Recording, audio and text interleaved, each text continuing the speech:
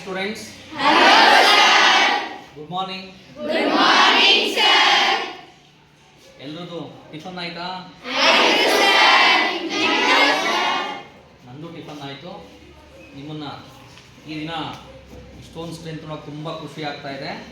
ಇದೇ ಖುಷಿಯಲ್ಲಿ ನಾವೇನು ಮಾಡೋಣ, ಗಣಿತದಲ್ಲಿ 3 ಭಾಗ ಇದೆ. ಅಂಕಗಣಿತ, ಬೀಜಗಣಿತ, ರೇಖಾಗಣಿತ. ಅಂಕಗಣಿತದಲ್ಲಿ ಅಲ್ಲೇ ಭಾಗವತ ಸಂಖ್ಯೆಗಳು ಆಗಿದೆ. ಇವತ್ತು ನಾವು ಬೀಜಗಣಿತದಲ್ಲಿ ಮೊದಲನೇ ಪಾಠ ಯಾವುದದು? ಸರಳ ಸಮೀಕರಣಗಳು. ಸರಳ ಸಮೀಕರಣಗಳು. ಇಂಗ್ಲಿಷಲ್ಲಿ ಅದನ್ನ ಲೀನಿಯರ್ ಈಕ್ವೇಷನ್ಸ್. Linear equations. ನೋಡಿ, ನಾವು ಯಾವುದೇ ಒಂದು ಪಾಠನ ಕಲಿಯೋದಕ್ಕಿಂತ ಮುಂಚೆ ಆ ಪಾಠದ ಹೆಸರು ಟೈಟಲ್ ಇದೆಯಲ್ಲ, ಟೈಟಲ್ನ ತುಂಬಾ ಚೆನ್ನಾಗಿ ಅರ್ಥ ಮಾಡ್ಕೋಬೇಕು. ಆ ಪದನ ಒಂದ್ಸರಿ ಬಿಡಿಸಿ ನೋಡಿ. ಸರಳ ಸಮೀಕರಣ. ಸರಳ ಸಮೀಕರಣ.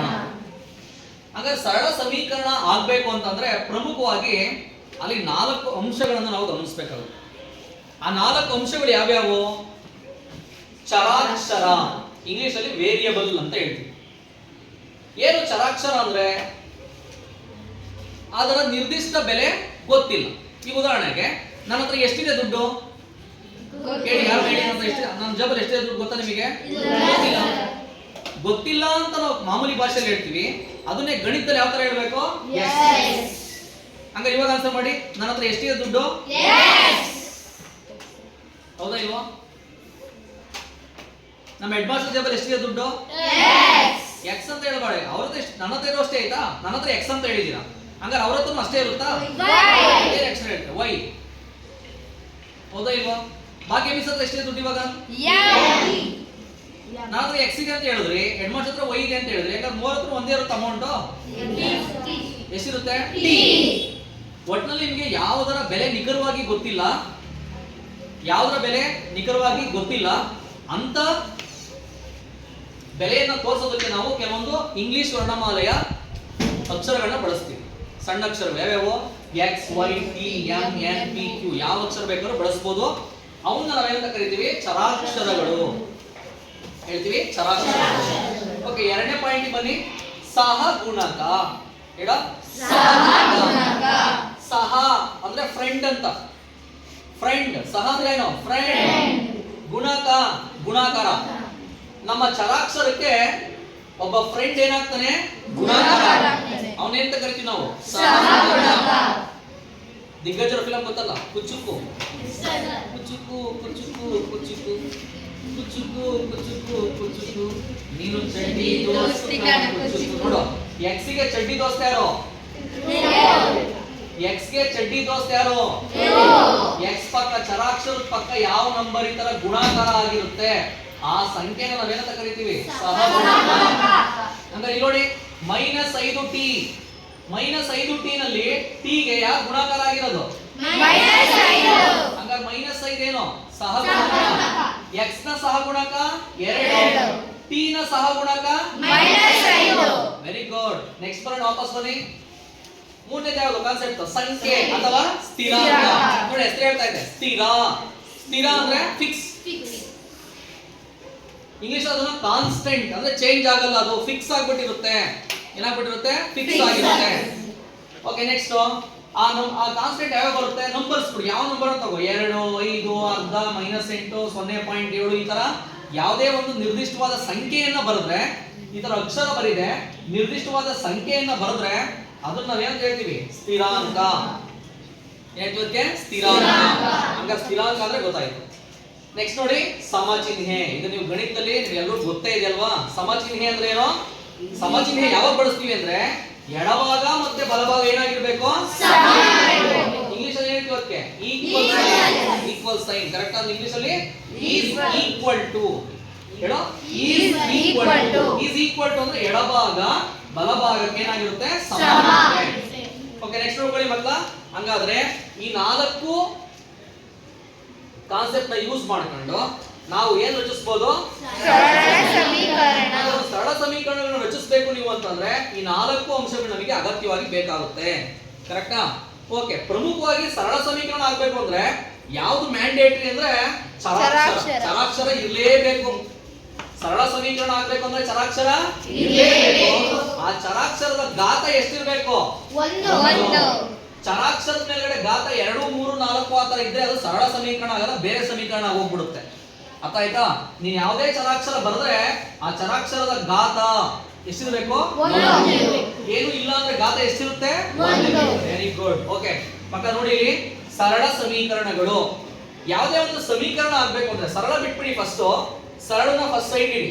ಯಾರ ಮಾತು ತಗೊಂಡು ಇವಾಗ ಸಮೀಕರಣ ಆಗ್ಬೇಕು ಅಂದ್ರೆ ಫಸ್ಟ್ ಏನಿರ್ಬೇಕು? ಸಮಚಿಹ್ನೆ ಇರಬೇಕು. ಎಡಭಾಗ ಬಲಭಾಗಕ್ಕೆ ಏನಾಗಬೇಕು? ಇಂಗ್ಲಿಷ್ ಅಲ್ಲಿ left hand side is equal to right hand side. LHS is equal to RHS ಅಂತ ಹೇಳ್ತೀನಿ. ಹಂಗಾದ್ರೆ ಇವಾಗ ಇದನ್ನ ಬಳಸ್ಕೊಂಡು ಕೆಲವೊಂದು ಸರಳ ಸಮೀಕರಣ ಬರೆಯೋಣ. ಎಡಭಾಗದಲ್ಲಿ x ಬರೀತೀನಿ. ಸರಳ ಸಮೀಕರಣ ಆಗ್ಬೇಕು ಅಂದ್ರೆ ಚರಾಕ್ಷರ ಇರಲೇಬೇಕಲ್ಲ, ನಾನು ಫಸ್ಟ್ x ಅಂತ ಬರ್ಕೊಂಡ್ಬಿಡ್ತೀನಿ. ಸಮ ಇಸ್ ಈಕ್ವಲ್ ಟು RHS ಅಲ್ಲಿ ಏನಾಗ್ತೀನಿ? ಯಾವ್ದೋ ಒಂದು ನಂಬರ್ ಹಾಕು. ಏನಾಗುತ್ತೆ? 6. ಹಂಗಾರೆ x ಸಮ 6. x 6ಕ್ಕೆ ಸಮನಾಗಿದೆ. ಇಂಗ್ಲಿಷ್ ಅಲ್ಲಿ x ಇಸ್ ಈಕ್ವಲ್ ಟು 6. ಇದು ಏನಾಯ್ತು ಇವಾಗ? ಸರಳ ಸಮೀಕರಣ ಆಯ್ತು. ನೋಡಿ ಸಮಚಿಹ್ನೆ ಇದೆ ಸಮೀಕರಣ, x ಇದೆ ಸರಳ ಸಮೀಕರಣ. ನೆಕ್ಸ್ಟ್ ಎರಡನೇ ಎಕ್ಸಾಂಪಲ್ ನೋಡಿ. ಇಲ್ಲಿ 3x ಇಸ್ ಈಕ್ವಲ್ ಟು 9 ಇದೆ. ಇಸ್ ಈಕ್ವಲ್ ಟು ಇದೆ, ಸಮಚಿಹ್ನೆ ಇದೆ ಸಮೀಕರಣ, x ಇದೆ ಸರಳ ಸಮೀಕರಣ. ಪಕ್ಕದಲ್ಲಿ ಬೇಕಾದ ನಂಬರ್ ಇಲ್ಲಿ ಸಾಗುಣಕ ಇಲ್ಲಿ x ನ ಸಾಗುಣಕ ಎಷ್ಟು? 3. 3x is equal to 9. ನೋಡು ಸಮಚಿಹ್ನೆ ಇದೆ, ಚರಾಕ್ಷರ ಇದೆ, ಚರಾಕ್ಷರದ ಘಾತ ಎಷ್ಟಿದೆ? 1. ಹಂಗಾರೆ ಎಂತ ಸಮೀಕರಣ ಇದು? ಸರಳ ಸಮೀಕರಣ. ನೆಕ್ಸ್ಟ್ ಸರ್ x ತಗೋ, ಸಹಗುಣಕ ಎಷ್ಟಿದೆ ಇಲ್ಲಿ? ಏನಿಲ್ಲ ಅಂದ್ರೆ ಅದ್ರ ಬಗ್ಗೆ ಆಮೇಲೆ ಡಿಸ್ಕಸ್ ಮಾಡ್ತೀನಿ. x + 2 = 5. x + 2 is equal to 5. ಇಲ್ಲಿ ಎಡಭಾಗ ಮತ್ತೆ ಬಲಭಾಗ ಏನಾಗಿದೆ? ಸಮ ಇದೆ, ಜೊತೆಗೆ ಏನಿದೆ ಇಲ್ಲಿ? ಚರಾಕ್ಷರ ಇದೆ. ಚರಾಕ್ಷರದ ಘಾತ ಎಷ್ಟಿದೆ? 1. ಹಂಗಾಗಿ ಯಾವ ಸಮೀಕರಣ ಇದು? ಸರಳ ಸಮೀಕರಣ. ನೆಕ್ಸ್ಟ್ ಮಕ್ಕಳು ಇಲ್ಲಿ ಬನ್ನಿ. ಈ ಎಕ್ಸಾಂಪಲ್ ನೋಡಿ, ಪ್ಲಸ್ ಇರಬೇಕು ಅಂತ ಏನಿಲ್ಲ. ಚರಾಕ್ಷರದಿಂದ ಯಾವ್ದಾದ್ರು ಒಂದು ಸಂಖ್ಯೆಯನ್ನ ಕಳೆದಾಗ ಅದು ಇನ್ನೊಂದು ಏನ್ಕೋ ಸಮ ಆಗಿರುತ್ತೆ. x - 5 is equal to 11. ಸಮಚಿಹ್ನೆ ಇದೆ, ಚರಾಕ್ಷರ ಇದೆ, ಅದ್ರ ಘಾತ ಎಷ್ಟಿದೆ? 1. ಇನ್ನೊಂದು ಹೇಳ್ತೀನಿ, ಸಮಚಿಹ್ನೆ ಇದೆ, ಚರಾಕ್ಷರ ಇದೆ, ಅದ್ರ ಘಾತ 1. ಹಂಗಾರೆ ಏನಿದು? ಕರೆಕ್ಟಾ? ಸರಳ ಸಮೀಕರಣ. Next 2x + 3 is equal to 15. ಎಡಭಾಗ ಮತ್ತೆ ಬಲಭಾಗ ಏನಾಗಿದೆ? ಸಮ ಇದೆ. ಎಡಭಾಗ ಮತ್ತು ಬಲಭಾಗ ಏನಾಗಿದೆ? ಸಮ ಇದೆ. ಎಡಭಾಗ ಮತ್ತು ಬಲಭಾಗ ಏನಾಗಿದೆ? ಸಮ ಇದೆ. ಚರಾಕ್ಷರ ಇದೆ, ಚರಾಕ್ಷರದ ಘಾತ ಎಷ್ಟಿದೆ? 1. ಕರೆಕ್ಟಾ? ಹಂಗಾದ್ರೆ ಇವಾಗ ಇದು ಕೂಡ ಏನಾಯ್ತು? ಸರಳ ಸಮೀಕರಣ. x ನ ಘಾತ 1 ಇದೆ, ಸರಳ. ಸಮಚಿಹ್ನೆ ಇದೆ, ಸಮೀಕರಣ. ಎಡಭಾಗ ಬಲಭಾಗಕ್ಕೆ ಏನಾಗಿದೆ? ಸಮ ಇದೆ, ಸರಳ ಸಮೀಕರಣ. ಅರ್ಥ ಆಯ್ತಾ? ಓಕೆ ನೆಕ್ಸ್ಟ್ ನೋಡಿ ಮಕ್ಕಳ, ಸರಳ ಸಮೀಕರಣ ಯಾವಾಗ ಸರಳ ಸಮೀಕರಣ ಆಗಲ್ಲ? ಇಲ್ಲಿ ನೋಡಿ 3 + 2 = 5. ಹೌದಾ ಇಲ್ವೋ? 3 + 2 ನ ಕೂಡಿದ್ರೆ ಎಷ್ಟು ಬರುತ್ತೆ? 5. ಹಂಗಾರೆ ಎಡಭಾಗ ಮತ್ತೆ ಬಲಭಾಗ ಏನಾಗಿದೆ? ಸಮ ಇದೆ. ಆದ್ರೆ ಇಲ್ಲೇನಿಲ್ಲ, ಚರಾಕ್ಷರ ಇಲ್ಲ. ಇದು ಸರಳ ಸಮೀಕರಣ ಆಗಲ್ಲ, ಸಂಖ್ಯಾ ಸಮೀಕರಣ. ಸಂಖ್ಯಾ ಸಮೀಕರಣ ಆಗುತ್ತೆ. ಸಮಚಿಹ್ನೆ ಇದ್ದ ತಕ್ಷಣ ಸರಳ ಸಮೀಕರಣ ಆಗಲ್ಲ. ಸಮಚಿಹ್ನೆ ಐತೆ ಅಂದ್ರೆ ಸಮೀಕರಣ ಆಗುತ್ತೆ. ಬರೀ ಸಂಖ್ಯೆಗಳಿದ್ರೆ ಸಂಖ್ಯಾ ಸಮೀಕರಣ ಆಗುತ್ತೆ. x ಚರಾಕ್ಷರ ಇದ್ದು ಅದ್ರ ಘಾತ 1 ಇದ್ರೆ ಏನಾಗುತ್ತೆ? ಸರಳ ಸಮೀಕರಣ ಆಗುತ್ತೆ. ನೆಕ್ಸ್ಟ್ ಇಲ್ಲಿ ನೋಡಿ 3x² = 8. ಸಮಚಿಹ್ನೆ ಇದೆ, ಚರಾಕ್ಷರ ಇದೆ, ಇದು ಸರಳ ಸಮೀಕರಣ ಆಗುತ್ತಾ? ಯಾಕೆ? x ನ ಘಾತ ಎಷ್ಟಿದೆ? 2. ಹಾಗಾಗಿ ಇದು ಸರಳ ಸಮೀಕರಣ ಆಗಲ್ಲ. ಕರೆಕ್ಟಾ? ಇನ್ನೊಂದು ಲಾಸ್ಟ್ ಗೆ ಒಂದೇ ಒಂದು ಮಾಹಿತಿ ಕೊಡ್ತೀನಿ, ಗಮನ ಇಟ್ಟು ಕೇಳಿಸ್ಕೊಳ್ಳಿ. ಈಗ y + 6 = 12 ಅಂತ ಇದೆ. ಸಮಚಿಹ್ನೆ ಇದೆಯಾ? ಇದೆ. ಚರಾಕ್ಷರ ಇದೆಯಾ? ಇದೆ. ಯಾವ್ದಿಲ್ಲಿ ಚರಾಕ್ಷರ? y ಇಲ್ಲಿ ಚರಾಕ್ಷರ. ಆ y ನ ಘಾತ ಎಷ್ಟಿದೆ? 1. ಇದು ಸರಳ ಸಮೀಕರಣ ಆಗುತ್ತಾ? ಆಗುತ್ತೋ ಆಗಲ್ವೋ? ಸರಳ ಸಮೀಕರಣ ಆಗುತ್ತೆ. ನನಗೆ ಇವಾಗ ಒಂದು ಪ್ರಶ್ನೆ, y ನ ಸಹಗುಣಕ ಎಷ್ಟು? 1. ಯಾಕೆ ಅಂತ ಅಂದ್ರೆ ನಾವು ಪಕ್ಕದಲ್ಲಿ ಏನು ನಂಬರ್ ಇಲ್ಲ ಅಂತ ಅಂದ್ರೆ ಇಲ್ಲಿ ನೋಡಿ 1 × 2 2. ಯಾವುದೇ ಸಂಖ್ಯೆಗೆ ಒಂದನ್ನ ಗುಣಾಕಾರ ಮಾಡಿದ್ರೆ ಮತ್ತೆ ಅದೇ ಸಂಖ್ಯೆ ಬರುತ್ತೆ. ನೀವು 7ನೇ ತರಗತಿಯಲ್ಲಿ ಓದಿದ್ದೀರಾ ಗುಣಾಕಾರದ ಅನನ್ಯತಾಂಶ. ಗುಣಾಕಾರದ ಅನನ್ಯತಾಂಶ ಎಷ್ಟು? 1. ಅಂದ್ರೆ ಯಾವುದೇ ಸಂಖ್ಯೆಗೆ ಒಂದನ್ನ ಗುಣಾಕಾರ ಮಾಡಿದ್ರೆ ಮತ್ತೆ ಅದೇ ಸಂಖ್ಯೆ ಬರುತ್ತೆ. ಹಂಗಾಗಿ ಒಂದನ್ನ ಗುಣಾಕಾರದ ಅನನ್ಯತಾಂಶ ಅಂತ ಹೇಳ್ತೀವಿ. ಹಾಗಾದ್ರೆ t ಗೆ ಒಂದನ್ನ ಗುಣಾಕಾರ ಮಾಡಿದ್ರೆ ಏನ್ ಬರುತ್ತೆ? t ನೇ ಬರುತ್ತೆ. ಹಾಗಾದ್ರೆ ಈ y ಪಕ್ಕ ಏನು ಇಲ್ಲ ಅಂದ್ರೆ ಯಾವಾಗಲೂ ಕೂಡ ಒಂದ್ ಏನಾಗಿರುತ್ತೆ? ಗುಣಾಕಾರ ಆಗಿರುತ್ತೆ. ಹಾಗಾಗಿ y ನ ನ ಸಹಗುಣಕ ಎಷ್ಟು? ಒಂದು. ಒಂದು. ನೆನ್ಪಿಟ್ಕೊಳ್ಳಿ, ಯಾವಾಗ್ಲೇ ಆಗ್ಲಿ ಚರಾಕ್ಷರದ ಪಕ್ಕ ಯಾವ್ದು ಸಹಗುಣಕ ಇಲ್ಲ ಅಂದ್ರೆ ಎಷ್ಟೈತೆ ಅಂತ ಅರ್ಥ? ಒಂದು. ಹೇಳಿ ಹಂಗಾರೆ. x ನ ಸಹಗುಣಕ ಎಷ್ಟು? ಒಂದು. x ನ ಸಹಗುಣಕ ಎಷ್ಟು? ಇಲ್ಲಿ x ನ ಸಹಗುಣಕ ಎಷ್ಟು? ಎರಡು. ಇಲ್ಲಿ x ನ ಸಹಗುಣಕ ಎಷ್ಟು? ಒಂದು. ಇಲ್ಲಿ x ನ ಸಹಗುಣಕ ಎಷ್ಟು? ಒಂದು. ಇಲ್ಲಿ x ನ ಸಹಗುಣಕ ಎಷ್ಟು? ಮೂರು. ಇಲ್ಲಿ x ನ ಸಹಗುಣಕ ಎಷ್ಟು? ಒಂದು. ಹಂಗಾರೆ ಸಹಗುಣಕ ಅಂದ್ರೆ ಗೊತ್ತಲ್ವಾ? x ನ ಪಕ್ಕ ಗುಣಾಕಾರ ಆಗಿರೋ ನಂಬರೇ ಸಹಗುಣಕ.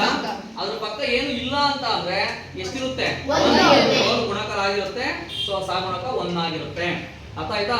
ಇನ್ನೊಂದು ನಾನು ಅವಾಗ್ಲೇ ಹೇಳಿದೆ, ಸರಳ ಸಮೀಕರಣ ಆಗ್ಬೇಕು ಅಂದ್ರೆ ಚರಾಕ್ಷರಕ್ಕೆ ಘಾತ ಎಷ್ಟಿರ್ಬೇಕು? ಒಂದು. ಅದನ್ನ ಮಹತ್ತಮ ಘಾತ ಅಂತ ಹೇಳ್ತೀವಿ. ಯಾವುದೇ ಒಂದು ಸಮೀಕರಣದಲ್ಲಿ ಚರಾಕ್ಷರದ ಮಹತ್ತಮ ಘಾತ 1 ಆಗಿದ್ರೆ ಅವಾಗ ಆ ಸಮೀಕರಣವೇ ಏನಾಗುತ್ತೆ? ಸರಳ ಸಮೀಕರಣ ಆಗುತ್ತೆ. ಅರ್ಥ ಆಯ್ತಾ ಮಕ್ಕಳ? ನಿಮಗೆ ಸರಳ ಸಮೀಕರಣ ಬರೆಯೋದು ಗೊತ್ತಾಯ್ತಲ್ವಾ? ಏನೋ ಡೌಟ್ ಇದೆಯಾ? ಹಾಗಾದ್ರೆ ಇವಾಗ question ಕೇಳಲಾ? Question ಕೇಳಲಾ? Okay. 3x + 4 = 8. 3x + 4 = 8. ಇದರಲ್ಲಿ ಚರಾಕ್ಷರ ಯಾವುದು? x. x ನ ಮಹತ್ತಮ ಘಾತ ಎಷ್ಟಿದೆ? ಒಂದಿದೆ. ಕರೆಕ್ಟಾ? ಹಂಗಾರೆ ಇದು ಸರಳ ಸಮೀಕರಣ ಆಗುತ್ತಾ? ಸರಳ ಸಮೀಕರಣ ಆಗುತ್ತೆ. Next question. ಸರಳ ಸಮೀಕರಣದಲ್ಲಿ ಚರಾಕ್ಷರದ ಮಹತ್ತಮ ಘಾತ ಎಷ್ಟು? ಕರೆಕ್ಟಾ? Very good. ತುಂಬಾ ಚೆನ್ನಾಗಿ ಆನ್ಸರ್ ಮಾಡಿದ್ದೀರಾ. ನಾನು ಕೂಡ ಈ ಕಾನ್ಸೆಪ್ಟ್ ತುಂಬಾ ಚೆನ್ನಾಗಿ ಅರ್ಥ ಆಗಿದೆ ಅಂತ ಅನ್ಕೊಂಡಿದ್ದೀನಿ. ಎಲ್ರಿಗೂ ಧನ್ಯವಾದಗಳು. Thank you.